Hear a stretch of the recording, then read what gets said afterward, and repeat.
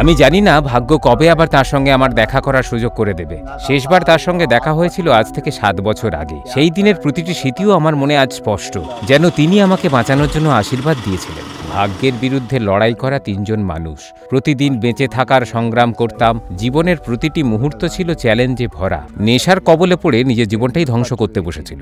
ও প্রতিদিন মদ খেয়ে মাতাল হয়ে বাড়ি ফিরত, হাতে থাকতো সিগারেট, মুখে ধোঁয়ার গন্ধ, চোখে নেশার ছাপ। আমরা কতবার বোঝাতে চাইতাম, অনুরোধ করতাম এই পথ ছাড়ো, কিন্তু সে শুনতো না। তার নেশা শুধু তাকে নয়, আমাদের পুরো পরিবারকেই ধ্বংস করছিল। ধীরে ধীরে সংসার থেকে শান্তি, হাসি সব হারিয়ে যাচ্ছিল। আমার বড় ভাইও টানা 2 থেকে 3 বছর ভীষণ পেট ব্যথায় কষ্ট পাচ্ছিলেন। তার চিৎকার, মায়ের কান্না সব মিলিয়ে আমাদের সংসার হয়ে উঠেছিল নরক। আমরা শুধু অসহায় চোখে তাকিয়ে থাকতাম।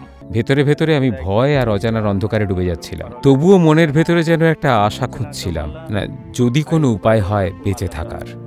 আমরা বুঝতেই পারছিলাম না যে কি হতে পারে ভবিষ্যতে, কিছুই বুঝতে পারছিলাম না, কিচ্ছু না।